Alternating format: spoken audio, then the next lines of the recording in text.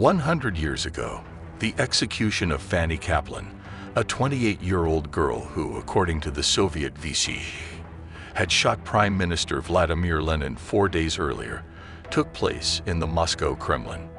In the case of the attempted assassination of the leader of the world proletariat, there was no full-fledged investigation, not to mention the fulfillment of the proper judicial measures. In fact, Kaplan was shot on the verbal order of the head of the All-Russian Central Executive Committee, Yakov Sverdlov. The apparent haste in applying capital punishment to the criminal gave rise to a lot of conspiracy theories. A number of researchers seriously argue that in fact Kaplan survived.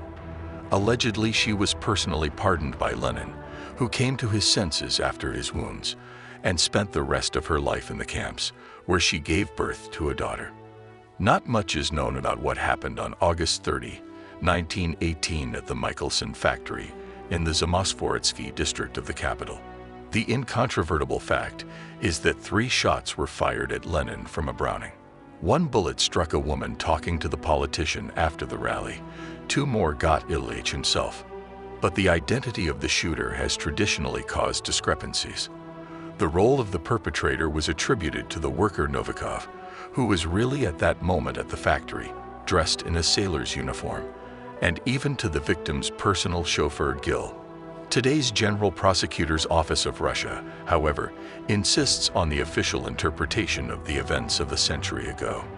Be that as it may, just a few minutes after the shots were fired, Kaplan was detained by Bachulin, Assistant Military Commissar of the 5th Moscow Soviet Infantry Division, and was soon escorted to the Zamosvoretsky Commissariat.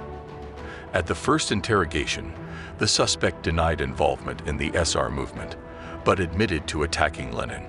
"I am Fanny Efimovna Kaplan. Under this name, I served hard labor in Akatui.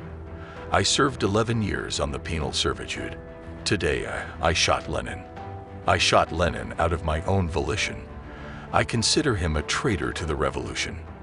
I don't belong to any party, but I consider myself a socialist." Such testimony was given by the girl, known before for the unsuccessful preparation of an assassination attempt on Kiev Governor General Vladimir Sukhomlinov in 1906. The consequences of severe injuries resulting from the failed operation led to serious eye problems. However, in 1918 Kaplan was hardly blind. The level of vision, which, moreover, partially recovered after treatment in Kharkov, allowed her to see the target in daylight.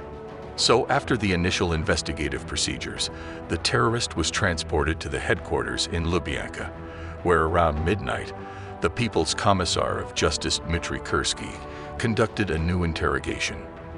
The next day, with the participation of the liquidator of the royal family Yakov Yurovsky, staged assassination attempt, where Kaplan played a prominent Bolshevik Viktor Kingissev. The culprit herself spent the last hours of her life in the Kremlin basement, guarded by Latvian riflemen loyal to the party and personally to Lenin. In the conditions of war and general confusion, the authorities feared an attempt to repel or kidnap Kaplan, as well as reprisals against her by some of the sentries.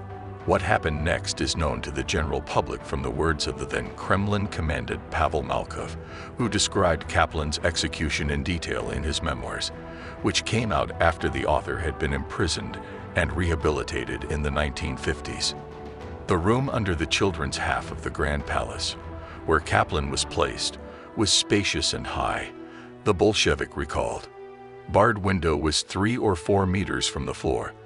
I set up posts near the door and against the window, strictly instructing the sentries not to take their eyes off the prisoner. I selected the sentries personally, only communists, and personally instructed each of them. Sverdlov's decision to execute Malkov was handed over to Varlam Ivanisov. The place of execution was chosen as the courtyard of the 1st Auto Military Unit behind the arch of the 9th Court. At 16 o'clock, the sentence was carried out by the Kremlin commandant himself. Kaplan was shot in the back of the head at close range. The proletarian poet Demian Bedny was present at the execution. A resident of the Kremlin, he came to watch the execution for creative inspiration. After the murder, Kaplan's corpse was pushed into an iron tar barrel, doused with gasoline and burned. Subsequently, Poor with a shudder recalled how he began to vomit at the smell of burning human meat.